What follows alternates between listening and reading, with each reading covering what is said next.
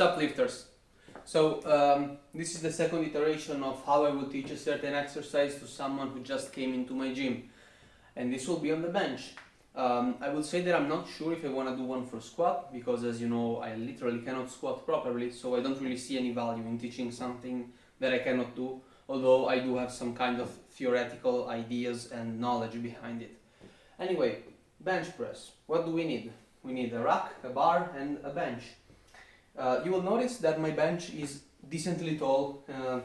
As you can see, it kind of reaches my knee. A lot of benches are slightly lower, and there is a reason for that, which is the leg drive. I will talk about leg drive as the first thing because I believe that it's something decently important. However, it's usually overcomplicated in my opinion. So, what is leg drive? The main idea is that in every single lift we want to have all our whole body completely involved in order to avoid energy leaks. What are energy leaks? You get an energy leak when a certain part of the body is basically expelling energy, however a part of it is completely not engaged in the movement. An example can be in the pull-ups, having your butt not engaged. It's gonna just be dead weight. Of course, I'm not saying that having the butt engaged is gonna actually help you to pull up yourself in a pull-up. However, it is an energy leak, and you should be supposed to keep everything braced and everything engaged. So, by the same reason, our legs aren't exactly gonna push the weight. However, they're gonna help creating a stable surface and keeping our body as stable and as strong as possible for when you're about to press. So how do we do it?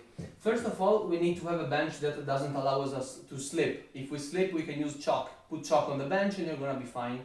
If your gym doesn't allow you to do it, I'm sorry, you're gonna have to find another way. So, how do we do that? Of course, for benching, you will have to stay laid down, okay? However, the main point is that your legs aren't gonna be relaxed. They're not gonna stay there chilling, okay? First of all, you're gonna have them in a full contact with the ground and they're gonna be pushing, okay? Right now, I'm pushing with my legs. You can kind of see my butt getting a little bit higher. It's getting raised, okay? That is because I'm pushing with my legs. If you ever watch powerlifting, you will notice that some people, while they're pressing, they do this, okay? Their butt is no longer touching the bench, and that is not okay by powerlifting rules, and it also isn't for bodybuilding because it's too much of a help and we're not as stable. So we want to keep the butt on the bench and keep pushing with the legs. So basically, if I let myself go, you will see that I'm sliding because my legs are extending, and that is why we must have a bench that allows our upper back to stand extremely stick to the bench. You gotta be extremely packed and you're gonna be unmovable, okay? So we are gonna have our shoulders down on the bench and we're gonna have our legs pushing against it and our arms are gonna push towards the ceiling, okay? These are the forces that are going on in the bench. We have our legs pushing towards us. You can kind of see it as a flow of power, you know, coming from the legs towards your upper back and your shoulders, and then towards the ceiling through your arms. As you will notice, the bench is not as the deadlift, of course. Right now, our arms aren't just ropes, we are actually using them. In fact, the bench doesn't always work the chest, it also works the front delts, arguably the side delts, and on a certain note, the upper back and the rear delts, because you are keeping everything compact, as well as the lats when you're actually pushing. This is the introduction. I'm gonna now talk about everything else. Just give me a second.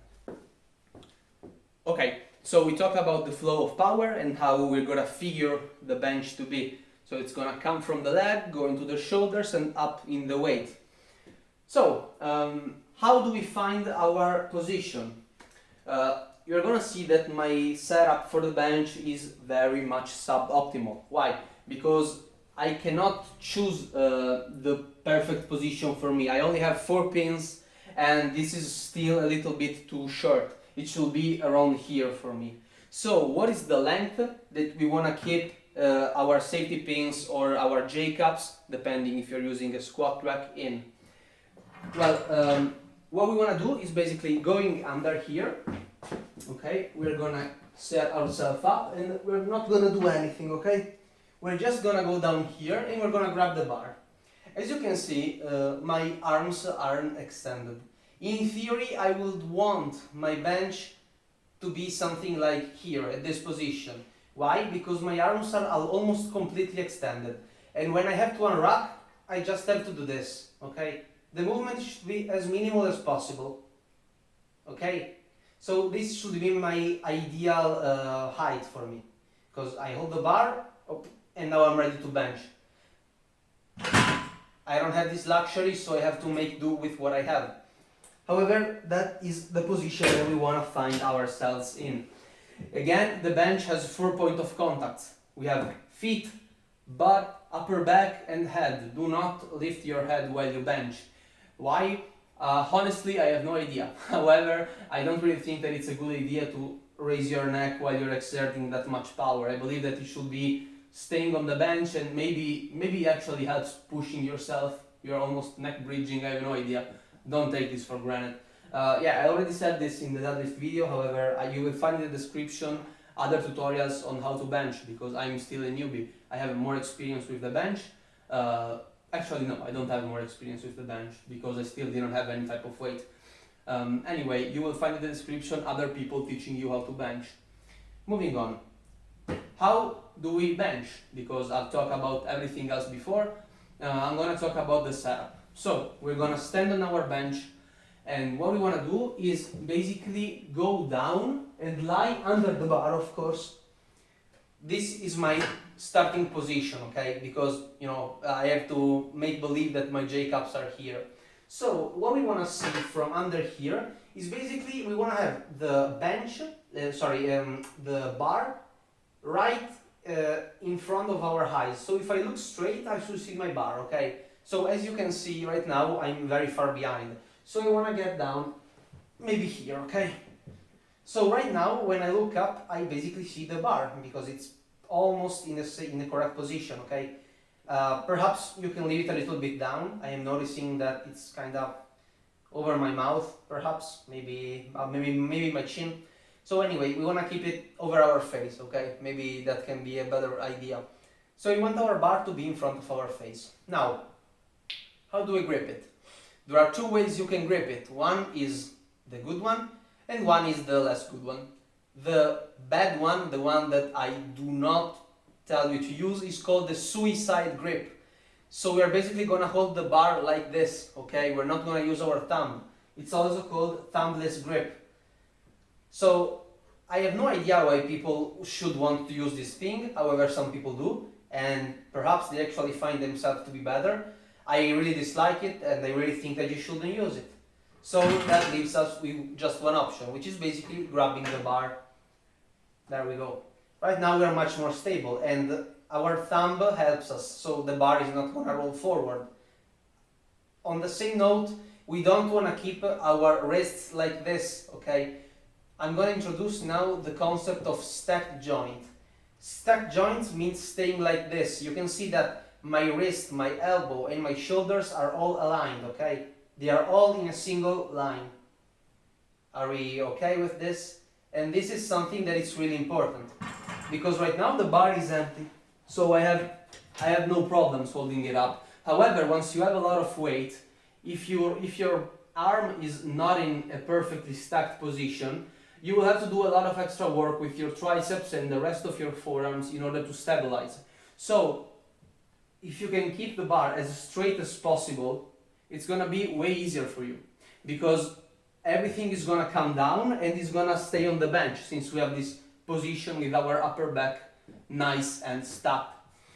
So we talked about stacking the joint. However, we didn't talk about another important thing. Again, I'm sorry.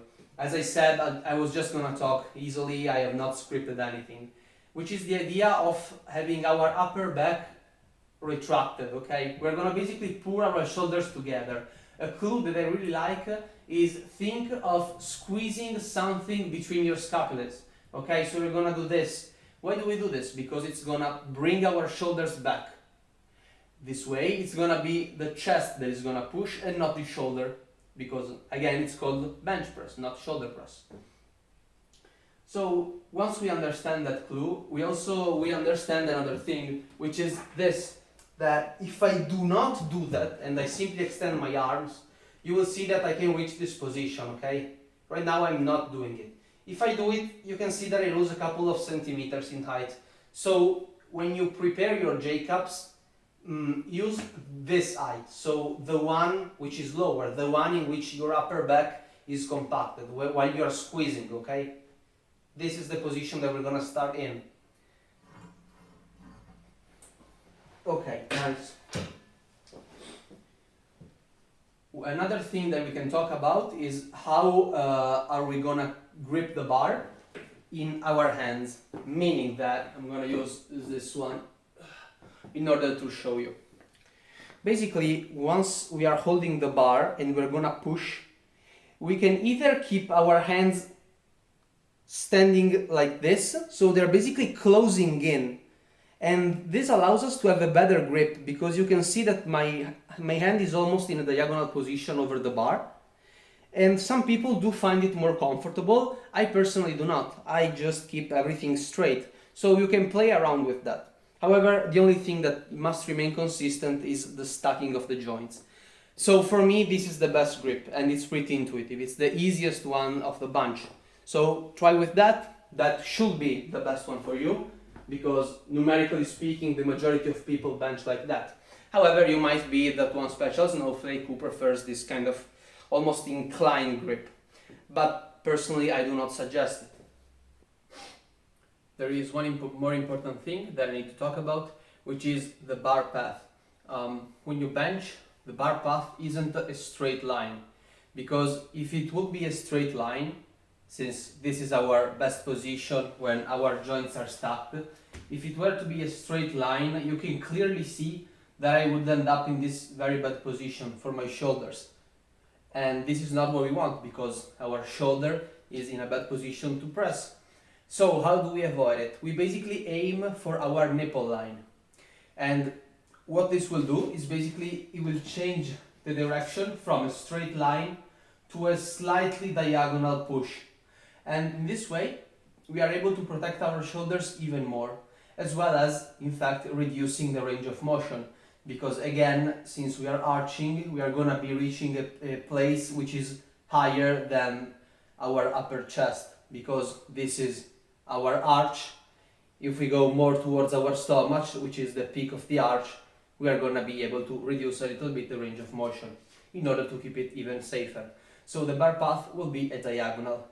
And I will do my best to show it to you, and I'm gonna record from this other side. However, I'm still gonna do one rep from here. This is where it's really up, and I go slightly down. If I were to be completely straight, I will basically reach this position here, and we do not want that. We wanna keep it here, right below my nipples. And from there, we press up. Now I'm going to record from the other side another rep, so that you can clearly see the direction that the bar path takes.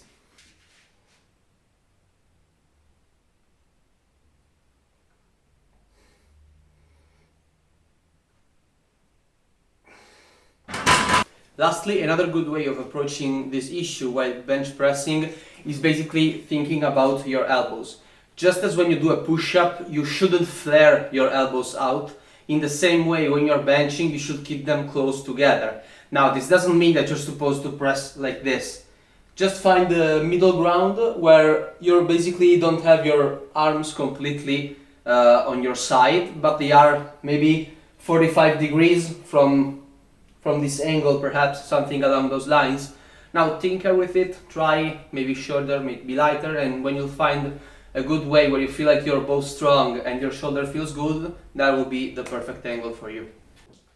So, we're now going to talk about how do we unwrap the bar, because we found the position, we found that we're going to keep our upper back pretty packed in, but we didn't talk how are we gonna, in fact, unwrap the bar. And this is what I do and I found extremely nice. We are gonna have to create an arch in our back. We do not want to keep a flat back on the bench. Why? Number one, because having an arch allows us to have a safer range of motion, meaning that we're not gonna keep everything extremely stretched, because our bottom position will be like this and not like this. Let me show you with the barbell actually. It's gonna be easier to understand. Okay, we're gonna stay like this. Right now I'm not in a good position. Wait a second. Okay, there we go. Okay. So if I go to my bottom position, right now I have everything stacked. You can see how much my pec is being stretched. However, if I do not do that, you can see that I am in an even deeper position to push from. And this position is not good for your shoulders. And that is why you want to keep a slight arch, because it's going to protect our shoulders and keep the range of motion safer. If you want to go in a really deep stretch to train your chest, use the dips. However, again, some people are going to have some problems due to the range of motion that is required in order to hit that. So how do I create this arch? I personally do it like this. I grab the bar, okay? I roll myself under in a nice position. I squeeze towards the bench in order to have a good position, and then I grab the bar. After this, I'm gonna raise my butt and walk towards myself, okay? After I do this, you can see that my butt is raised. While the butt is raised, I'm gonna push up, and then I'm gonna sit down. And as you can see, this has automatically create the arch, as well as giving me a good position, which allow me to push with my legs, okay? This is how I do it. There are some people that have way more extreme rituals. Just give me a second. Like there is Jeff Nippert, which does something like this, which is quite crazy and maybe over exaggerated. Basically he does something like this. He brings his ass up, he goes like this, he walks towards himself and then he drops down. So I believe that that is kind of too much and you don't really need to do that. However, you can try. You know, powerlifters are quite dramatic with the way they set up for bench. And if you watch, especially the girls, powerlifting at the highest level, you will see that they have a crazy arch and their range of motion during the actual repetition is like something like this. They are here, they say down, press, and they do it because they have such a crazy arch that they don't even really need to push, and that is why powerlifting rules for bench press are completely dog shit. But that is a whole other topic. Now, how are we gonna push? Okay, we talked about the position. Right now we are basically imagining our man standing on the bar with a good arch, with the back tight, joints stacked, holding the bar in front of him. How do we perform our repetitions? I'm not gonna do everything again because I still have gotta work. I gotta work out. I don't really wanna get tired for these stupid reasons. So I'm gonna do it wrongly. Keep in mind everything that I just said, however. So what do? There are different ways to bench. As I said, powerlifters have the commands in the competition, okay? They basically go down, they have to pause, then they're gonna tell them to press, and then to re-rack. This, in bodybuilding, is called a pause bench, and it is an accessory to the real bench, okay? So you can do this, however, it is not a normal bench. What we mean as bodybuilders for a bench is this. We go down, and we go up. So it is a touch and go, however it is a touch and go, however it's controlled. Because you will see that some people bench like this, okay? They basically let the bar bounce off of their chest. Why do they do that? For one simple reason. The muscles have this thing which is called stretch reflex, which means that once they reach their maximum extensions, they want to get back in a safer range. And they use this safer range in order to push. Also, not controlling the weight allows you to use more momentum. Why? Because it's bouncing, okay? So the bar sinks into us and then our body is gonna release this kind of tension and it's gonna allow them to push up. Do not do this. Number one, it's not safe for your pec. It is not safe for your rib cage when you're gonna use some weight, and you do not gain any gains from that because you're not really controlling the weight. So what's the point of doing that? Nothing. There is no point. Now, am I completely guilty? Or sorry, am I completely free of guilt? No, I am not. If you see me train bench, you can see that in the latest reps, maybe the last one when I'm really struggling, you can see that I'm kind of doing this thing. However, I try my best to always control the weight. I'm not completely letting it go and then only pushing up. I'm always trying to keeping it and maybe just releasing at the bottom portion and then restart. That is gonna be something that you're gonna develop with the more you bench. The more you bench, the more you're gonna feel comfortable doing this thing. However, please refrain from doing it, especially in your 1 rep maxes. It is okay to use the stretch reflex, but it is something that should be mastered as a thing of its own for your 1 rep max.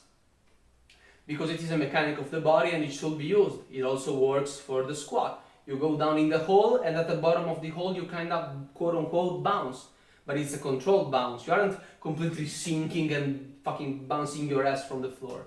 Again, this thing should be something that you understand. So perhaps you can practice it with an empty barbell for the first time. If you're just starting benching, do not even consider this. Just do post bench because you need to understand everything perfectly. What else can we talk about regarding bench? We talked about how do we unrack, we prepare, we have our shoulders nice and tucked, we put our hands down, our legs down, we initiate the leg drive, and then we go down, and then we go up. Yeah, there is one more thing that we can talk about, which is the grip width, okay? So, what is the point of having a narrower or wider grip? Range of motion, once again. So, if you're gonna have a closer grip, first of all, it's not gonna be a bench press. This is called a closed grip bench press, okay? And it is an accessory that you can absolutely use it, okay? This is gonna help you the triceps, especially the tricep extension at the top of the lift. Because if you're doing your normal bench and you struggle to lock out, it means that you kind of lack some strength in order to extend the arms. So it's the triceps. So this is called closed grip bench press. This is my normal bench press, which as you can see is wider, but it is not extremely wide. And then we have again this kind of thing here. And as you can see, the range of motion is much smaller than the other two. So should you use this? Probably not. There really is no point in bodybuilding. However, do know that the closer you're gonna go, the more you're gonna have to stretch your pecs because the range of motion is gonna increase. I suggest you to use the middle one. Just try them out and see where do you feel the most comfortable with. I believe this is pretty much everything. There is just one more thing, which I also forgot yesterday, which is bracing. Bracing means doing the Valsalva maneuver. And you might be wondering, why do I need to have a compression around my stomach area when I'm just benching? Well, it is not as useful as the deadlift in the sense that you do not have more stability and having a stronger core. However, we want to avoid energy leaks. So, how do I breathe for bench? While I'm down, I take a deep breath, I brace, I do the rep, and I exhale. So I simply hold my breath during the whole rep. Once I get there, I breathe and I reset. You can also do doubles or triples, but make sure that you're okay, because the higher the weight and the later you are on the series, the more oxygen and the more air you're gonna need. So if you are doing a triple at the beginning of your workout while you're warming up with this bar, you're gonna have no problems. You can even do 10 straight with just one breath maybe. However, you are not gonna be able to do 8 reps with your working weight later on. So I really suggest you to just use a single breath and reset every single time. Another thing that we're gonna talk about, and it is really the last one, is what to do when the things go wrong. The so-called roll of shame. Ideally, there are those crazy nice benches that I saw on Instagram, which basically, I have no idea how do they work, but basically what happens is that if you drop the bar there are a couple of safety pins, and I believe that once the bench understands that there is a bar on those safety pins, it lowers the bench but keeps the bar high, okay? So this way you're completely okay. However, we do not have this technology, and I believe that neither do you. So, how do we do this? Well, first of all, we're gonna remind ourselves again to keep everything nice and stacked. Why? Because if we keep our wrist like this, okay, wait a second, while we wrap, we might end up getting guillotined, okay? If the bar drops onto us and onto our jaw or our neck, that is gonna be tragic, and that is why we need to keep our joints nice and stacked. Maybe like this, you can see it a bit better, okay? Not like this, but like this, and everything should be straight in line. So, how do we fail? We're gonna start our rep, we get down, we start, we realize that we're gonna drop it. We do not drop it onto us, okay? There is no point, there are the ribs, and this is where you can really get hurt. What we do instead, however, is we drop it on our stomach.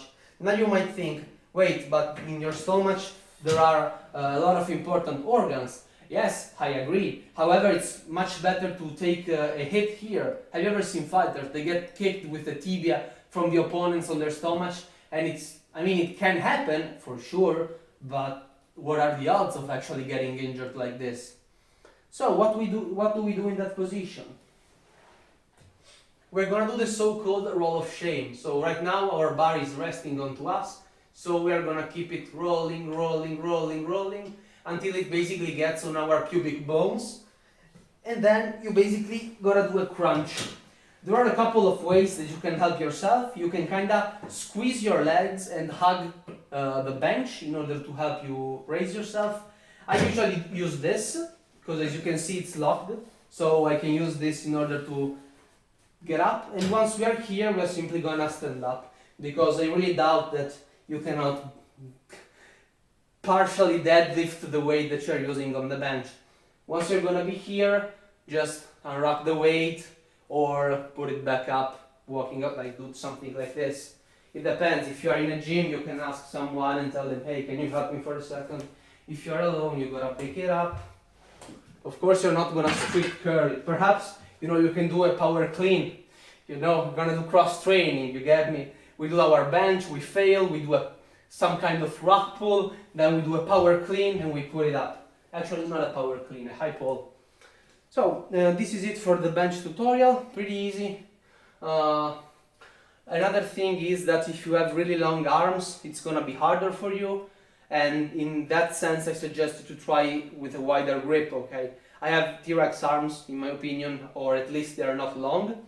So I can bench quite normally, and I don't have any problems with the bench. If you're taller, however, it's gonna be more complicated. Perhaps go check out taller lifters and learn from them. I am 175 centimeters tall, which I believe is 5'9" or 5'8", something like that. Maybe 5'10", I have no idea, go check it out, I don't really care. Maybe 5'9", yeah, let's say 5'9". Maybe 5'8", I have no idea, who cares?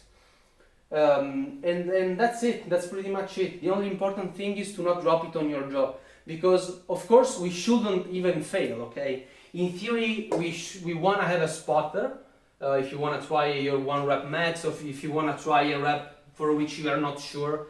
However, sometimes the ego gets the best of us, even of me. I have failed a lot of time doing the roll of shame. So, number 1, you shouldn't fail. Number 2, if you do, we gotta talk about priority, okay? We can't take it on the jaw or in the neck. We can do that, okay? We can take it on the ribs, however they can get cracked much more easily, or we can take it on our stomach, which of course we're also gonna keep the Valsalva maneuver while we do that. So our abs are gonna be flexed. It's gonna be like taking a punch or a kick. Also remember that you're not completely dropping the weight, okay? You are still trying to control it for as much as possible. So for me, let's say that I fail with 75 kilograms, I'm not gonna get hit with 75 kilograms on in a single place. Number 1, the bar doesn't really accelerate because you're still trying to hold it. Number 2, some weight is still gonna be on your arms. And number 3, you are gonna hit an area which fighters get hit on continuously. I'm not saying that getting hit by a barbell is the same as getting hit by a punch, however, maybe by a kick. But again, it's not gonna be nothing that can really injure you long term. That is what I think. Perhaps I am wrong, I don't think so. But again, I am not a personal coach, I'm not an expert, I'm just a dude who lifts weights in his own garage. So, this was my tutorial, and see you guys next time.